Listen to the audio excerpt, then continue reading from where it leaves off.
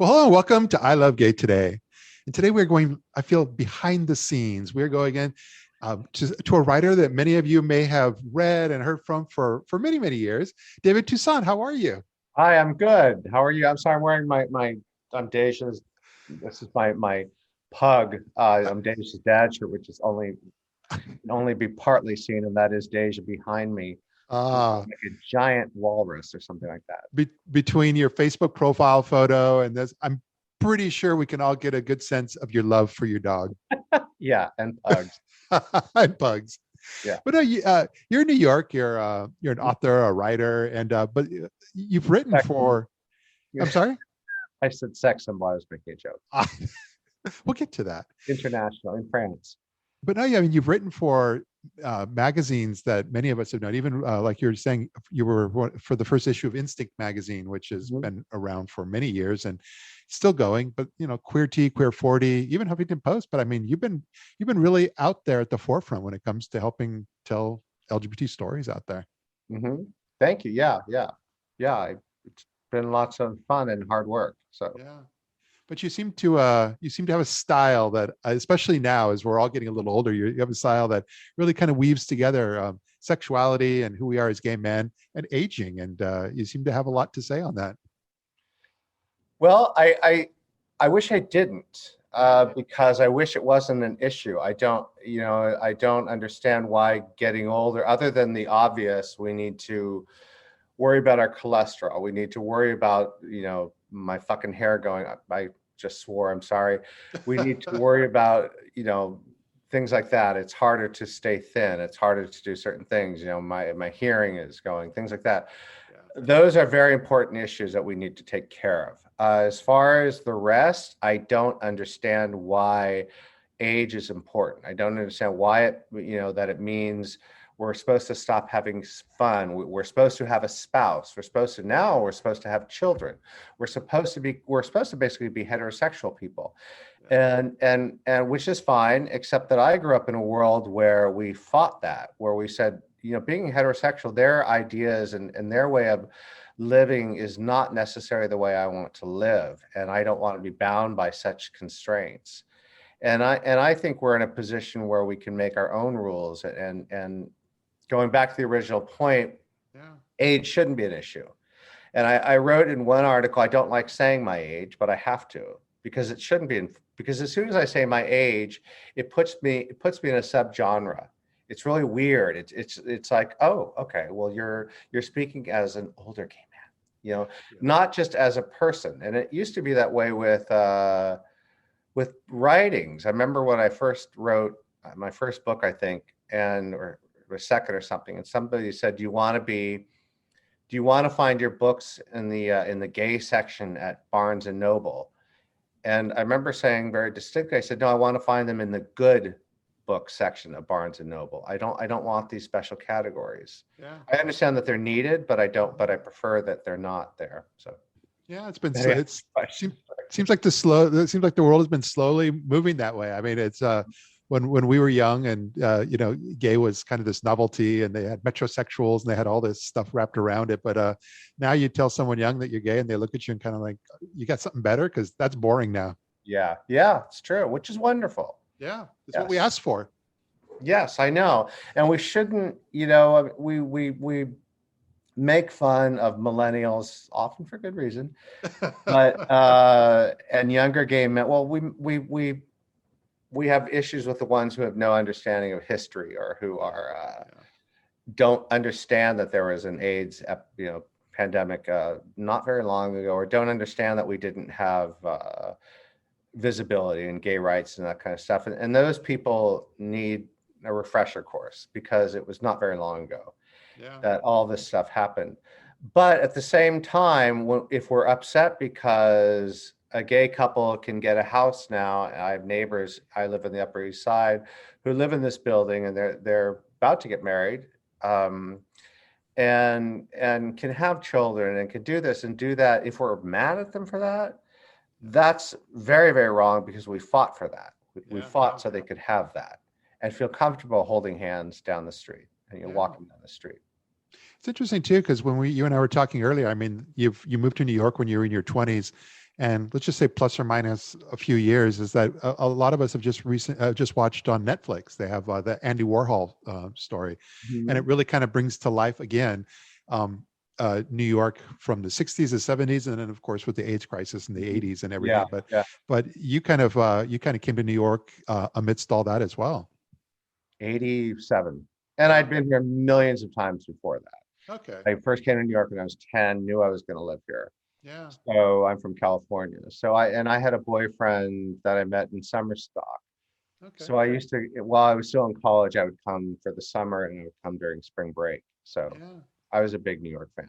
But that must have shaped a lot of how you feel, what you're writing about, and also like you said, things we fought for, and we earned this.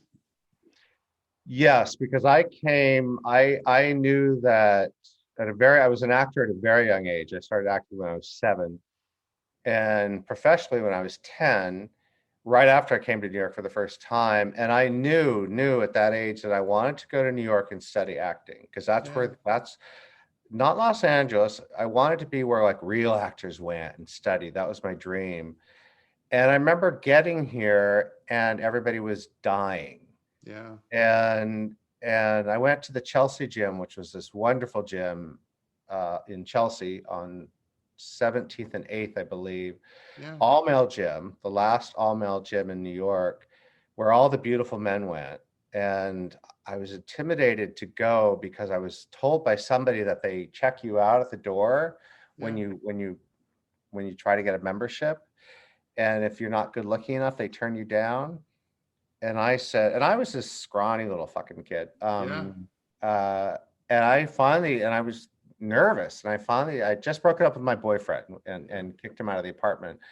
And I just said, I'm just going to go because I'm going to risk it, even if they tell me I'm too homely. First of all, that didn't exist. There was no such rule, or if there was, I passed. But I don't think such rule existed. And I adored that gym, and I met so many wonderful, sweet men there.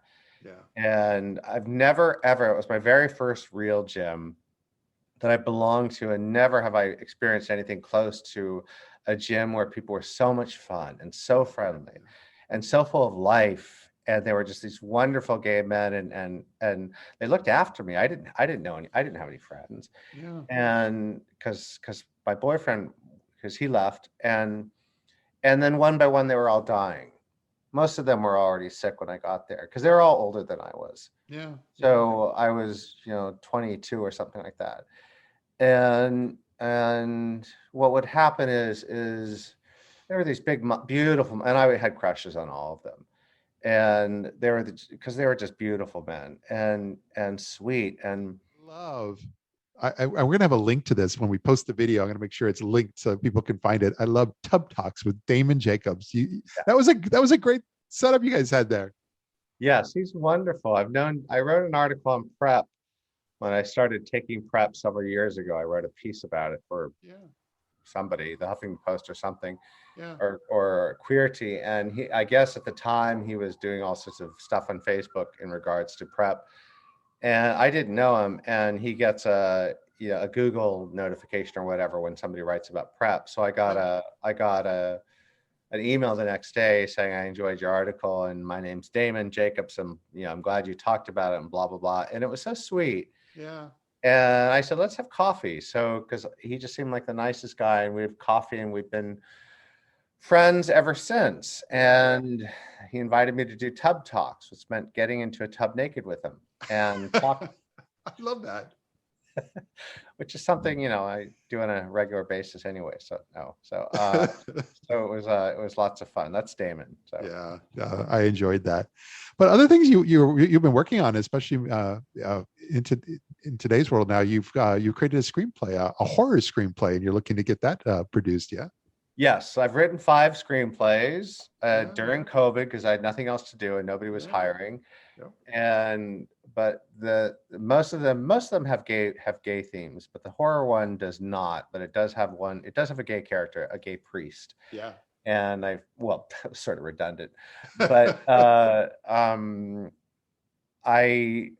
it's won a few awards, screenplay awards, and I'm trying to get that done because I absolutely love horror. Yeah. Good horror. I mean, when I was a kid, I used to stay up on Saturday nights and watch creature features in Pleasant Hill, California, where I grew up.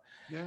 And my mother I'm the youngest of 5, and we all did. So I don't know how it started. My elder brothers probably liked it, and we would watch Night of the Living Dead and The Birds and Yeah. Psycho and all those wonderful films. And so I've just always loved horror since I was just a little kid. Yeah. So I wrote a horror screenplay, and I want to get that done first because it has sort of it has a twist ending, a surprise ending. And if somebody else does it first, many people have read it. If somebody does it first, I can't really do it. Yeah. So because it will have already been done. Yeah. So to me, that's more, if you said, hey, David, I want to do your other screenplay right now, and here's, $3 million, I'd take it. And I'd do that one first. Yep. But I'm pushing on this one because of that. Yeah. And it's also, horror movies are low budget generally. There's very few locations. You don't need to have a name actor in it. You don't need to have, and they tend to make money if they're good, or even sometimes even if they're bad. People love horror. So I get really psyched about things, and then I can't stop. Yeah, no, I love that. I look forward to seeing all that. But I just need $1 million. So if you can have everybody watching this. Yes. It sounds like a GoFundMe time. Yes. Go fund my horror film. So, yeah. No, this is amazing. Like I said, I mean, I've read your articles over the years, and I'm actually surprised that after all this time, you were even writing back in the days of Gay Financial Network, GFN, back in the 90s. So I just remember that name. I don't know anything about finances, so I have no idea what I wrote. It was on your Wikipedia page, and you, of all of us, have a Wikipedia page. I know. I had to sleep with a lot of people to get that. You're doing something right. Now, I had a publisher got that for me, and who published one of my books, and I don't know how he did it. Yeah. I mean, I was very flattered, and then I've since learned it's not easy. Yeah, no, and it's not. He just did it somehow. Yeah. The only thing that bothers me is there are incorrect things on there, and I don't know how to change them, and also needs to be updated. So, as I Coco, 2 Oscars. No, that'll help. No, I'm kidding about the Oscars. But no, it's very flattering. And so it's nice. Well, very cool. Well, I think this has been great. Just an opportunity for myself and our audience just kind of get a chance to know you a little better here, since we've been reading your articles all these years. And I look forward to being able to connect next time I'm in New York as well. Where are you? I'm just outside of New York now. I'm in Allentown, Pennsylvania. Oh, okay. Yeah. It's a Billy Joel song. Yeah. My husband had family here. We moved from, we were living in Spanish Harlem, and 2019 we moved out here, and it was good timing because then it was easier to go through the pandemic in a bigger house than in a tiny little apartment. Nice. Yeah. Okay. So no, I get back there every once in a while, so it would be nice to connect. Yes, definitely. Well, great. Thanks for being here, and we'll see you soon. Thank you so much. I appreciate it. Bye-bye. It feels good, so good.